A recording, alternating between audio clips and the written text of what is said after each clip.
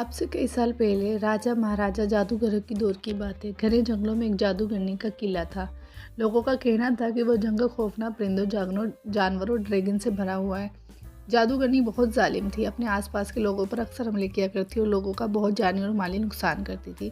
इस मुल्क के बादशाह ने कई बार अपने बहादुर सिपाहियों की मदद से जादूगरनी को रोकने की कोशिश की, मगर वो नाकाम रहे। एक बार बादशाह को मालूम हुआ कि जादूगरनी की दो जादूगरनी से मिलने आ रही है, तो बादशाह ने उसे रास्ते में से ही अगवा करवा दिया और कैद कर लिया। जब जादूगरनी को इस बात का पता चला तो उसे बहुत गुस्सा आया और उसने बादशाह पर जादू करके उसे मार डाला। मरने से पहले बादशाह ने ऐलान कर दिया था कि मेरे बाद शहजादा नासिर इस मुल्क का बादशाह होगा। शहजादा नासिर निहायत ही बहादुर, सच्चा और समझदार लड़का था और बहुत ही रहमदिल, दूसरों का ख्याल रखने वाला। एक दिन नासिर शिकार पर गया तो उसने एक परिंदे की आवाज़ सुनाई दी। शहजादा नासिर बहुत रहमदिल था। उसने सिपाहियों को हुक्म दिया कि वो जख्मी परिंदे को ढूंढें। सिपाहियों ने कहा, हजूर आप किस जख्मी परिंदे की बात करें? दरअसल जख्मी परिंदे की आवाज़ सिर्फ नासिर को ही आ रही थी। असल में जादूगरनी को मालूम हो गया था कि उसके पास शहजादे को मारने का मौका है, इसलिए जादूगरनी नासिर को जादू के जरिए अपने पास बुला रही थी, खत्म कर सके। जब शहजादा आगे बढ़ा तो उसकी नज़र सांप पर पड़ी। सांप ने इंसानी आवाज़ में कहा, शहजादे लौट जाओ। ये सुनकर नासिर की इसको हैरत भरी निगाहों से देखने लगा और कहा, तुम एक सांप हो, इंसानी आवाज़ में किस तरह बात कर सकते हो? सांप ने जवाब दिया, बेटा अगर तुम ये सोच रहे हो कि मैं एक सांप हूँ तो बहुत गलत सोच रहे हो।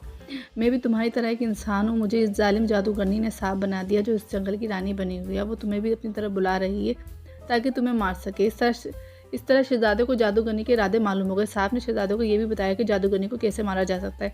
शहजादा अपने महल वापस चला गया। उधर जाकर अपने जादूगरों अक्लमंद मशवरों के साथ मिलकर जादूगरनी को मारने का प्रोग्राम बनाया। सब जादूगरों ने मिलकर शहजादे को एक तलवार दी, जिस पर उन्होंने जादू से बहुत ज़्यादा ताकत पैदा कर दी थी। और अगले दिन सुबह सवेरे नमाज अदा करते ही वो अपनी तेज़ रफ्तार घोड़े पर सवार होकर जंगल की तरफ चल पड़ा। वहाँ जाकर उसने पूरे जंगल में जादूगरनी का महल तलाश किया, मगर उसे कुछ ना मिला। फिर भी उसने हार ना मानी, महल तलाश करने की कोशिश जारी रखी। अचानक उसका पाँव किसी चीज़ से टकराया। जब उसने देखा तो कुछ भी नजर ना आया। वो समझ गया कि जादूगरनी ने अपने आप को महफूज रखने के लिए अपने महल गायब करके यहाँ छुपा रखा है। इस पर उसने सोचा कि इसे कैसे जाहिर किया जाए। अचानक उसको सांप की बात याद आई। महल दिखाई ना दे तो क्या करना चाहिए?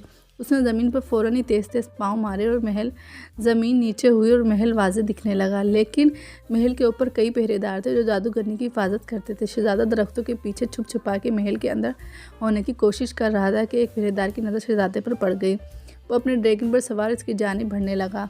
जब शहजादे ने देखा कि पहरेदार ने देख लिया है तो अपनी एक तलवार निकाली और अल्लाह का नाम लेकर हमला कर दिया और एक ही वार में उसकी गर्दन उड़ा दी।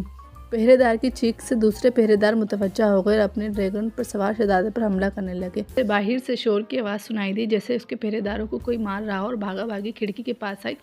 जब उसने देखा कि पहरेदार की बात सच है थी, वो हैरान होने के साथ साथ बहुत परेशान हो गई, क्योंकि पहरेदार तेज़ी से मारे जा रहे थे। जादूगरनी ने जल्दी से अपनी जादू की छड़ी उठाई और सीढ़ियों के जरिए नीचे उतर आए और शहजादे को ललकारा, आज मैं तुम्हारा वही हाल करूंगी जो तुम्हारे बाप का किया था।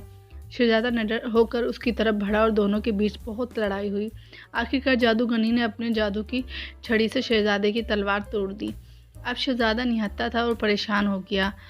अब क्या करे? दिल में रब से दुआ करने लगा, या अल्लाह मेरी मदद फरमा, क्योंकि तू जानता है मैं हक पर हूँ। ये बहुत जालिम जादूगरनी है। अचानक उसको सांप की बात याद आई। उसने फ़ौरन पत्थर उठाया और महल की खिड़की पर मारा। खिड़की का शीशा हर तरफ बिखर गया। जादूगरनी को इसकी समझ न आई कि इसने ऐसा क्यों किया। शहजादे ने कहा, क्या हुआ? तुम डर गई हो क्या? ये सुनकर जादूगरनी को गुस्सा आ गया और उसने भरपूर वार किया। शहजादे ने शीशा आगे कर दिया। शीशे से जादू की ताकत टकराई और पलट कर जादूगरनी पर वार कर दिया। यूँ जादूगरनी को अपनी ही चाल भारी पड़ गई और जादूगरनी अपने ही जादू के जाल में फंस गई और ज़ोर ज़ोर से चीखते हुए कहने लगी, ऐसा नहीं हो सकता, मुझे कोई नहीं हरा सकता, ये नामुमकिन है, मैं बहुत ताकतवर हूँ, मुझे कोई शिकस्त नहीं दे सकता। आहिस्ता आहिस्ता उसकी आवाज़ कम होते होते ख़त्म हो गई। महल ख़त्म हो गया और जंगल पर से उसका जादू का असर ख़त्म हो गया। शहजादा नासिर अपने मुल्क वापस चला गया। कई दिन तक सारे मुल्क में जश्न मनाया गया। अब कोई जादूगरनी किसी को नुकसान नहीं पहुँचा सकेगी। तमाम आवाम शहजादे की एहसानमंद थी, जिसकी वजह से ये सब मुमकिन हुआ। जादूगरनी को अपने जादू की ताकत पर बहुत गरूर था। उसका गरूर खाक पे मिल चुका था।